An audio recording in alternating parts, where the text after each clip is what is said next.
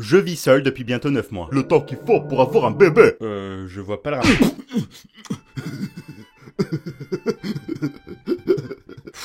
Ouais, c'est la troisième vidéo, donc je me suis dit que je pourrais introduire un nouveau personnage récurrent rigolo, mais bizarrement je suis pas convaincu. Donc je vis seul depuis bientôt 9 mois, et ça a pas vraiment été facile au début. Je sais même pas par quoi commencer, si, trouver un appart. Quoi? Vous pensez que c'est simple? Pas quand votre argent provient d'Internet. Je vous jure, ça m'a choqué, mes visites d'appartement ressemblaient toutes à ça. Bon ben voilà, on a fait le tour, alors il vous plaît? Ouais, carrément, je signe où? Oh non, vous êtes étudiant? Non. Salarié? Non. Mais qu'êtes-vous donc, créature? Je suis auto-entrepreneur dans l'audiovisuel. Quoi? Youtubeur. Ah, désolé. Désolé. N'allez vous faire foutre. À force d'essuyer tous ces refus, j'avais fini par désespérer de pouvoir enfin arrêter de travailler, jouer, dormir et passer mes putains de journées entières enfermé dans ma chambre chez ma chère petite maman, que j'aime. Je sais qu'elle regarde ces vidéos. J'étais devenu une larve. Mais mon ami Lolo qui déménageait en même temps m'a ramassé et m'a emmené voir une dernière agence. Ah, et c'est pas le Lolo du camping, c'est une autre Lolo. Une fille. Moi, ce que je voulais, c'était un 2 pièces minimum pour avoir un bureau dans lequel bosser. Quitte à ne même pas avoir de chambre. Je m'en fous, je vis seul. Le salon, c'est ma chambre. Malheureusement, le seul truc qu'on m'a proposé de visiter, c'était un studio. Mais comme il faisait 27 mètres carrés, je me suis dit que j'arriverais peut-être à en faire quelque chose. Et j'ai accepté de le voir.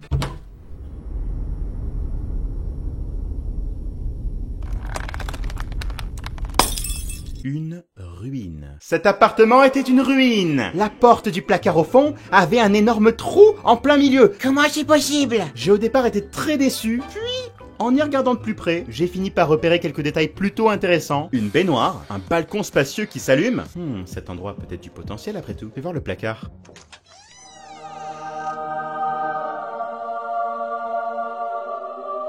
Vous ne pouvez pas imaginer le sentiment que j'ai eu en ouvrant ce placard. Parce que ce n'était pas un placard. Il y avait une pièce dedans, avec des placards. Vous m'avez dit que c'était un studio? Ah oui, c'est parce que cette pièce fait 8 mètres carrés. Légalement, il faudrait qu'elle fasse 9 mètres carrés pour qu'on appelle ça un 2 pièces.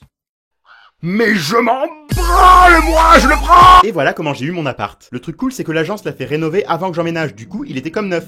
Enfin, à première vue. Toutes les prises sont à l'envers et celle-là ne fonctionne pas. Le verre au on ne se ferme que de l'extérieur. Thermostat décoratif, les chauffages ne chauffent pas. C'était trop peu l'heure que la porte de mon balcon tu meurs. Les interrupteurs sont tous mal placés. Cela ne sert à rien et sert qu'à faire clignoter. Les plaques chauffantes sans voyant ni graduation. On peut jamais savoir si elles sont allumées ou non. Le frigo ne s'allume pas et ne descend pas sous 10 degrés. Les verres pourraient presque me servir pour me réchauffer.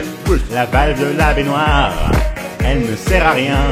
On peut pas la fermer, c'est pratique pour prendre un bain.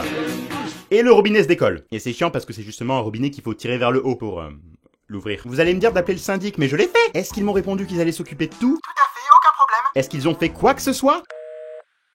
Je sais qu'il faudrait que je les harcèle, mais ça me saoule! Vous savez pas les efforts que je mets dans chaque coup de fil. Je déteste téléphoner! Je suis pas venu ici pour souffrir, ok? Du coup, j'ai appris à vivre avec et maintenant je suis habitué à toutes ces légères contraintes. Toutes sauf une. J'en ai pas parlé dans la chanson, car ça concerne pas directement mon appart. L'interphone est nul! En gros, si quelqu'un appuie en bas, ça sonne, mais tu ne peux ni entendre, ni parler, ni ouvrir à la personne. Je sais pas si vous voyez le délire. En gros, quand le facteur sonne, t'as intérêt à être prêt à courir. D'ailleurs, j'ai une histoire à ce sujet qui m'est arrivée il y a pas longtemps, quelques semaines. C'était le matin, genre 10h, quand le facteur a sonné pour m'apporter un colis. Le genre de colis qu'on te remet contre signature, donc si t'es pas là, il le remporte. Sauf que moi, à 10h, je dors! Et comme il fait chaud, je dors à poil. Ouais, normal. Donc la sonnerie me réveille, je panique. En général, ce que je fais, c'est que je cours au balcon pour hurler au facteur que je descends. Mais bon, là...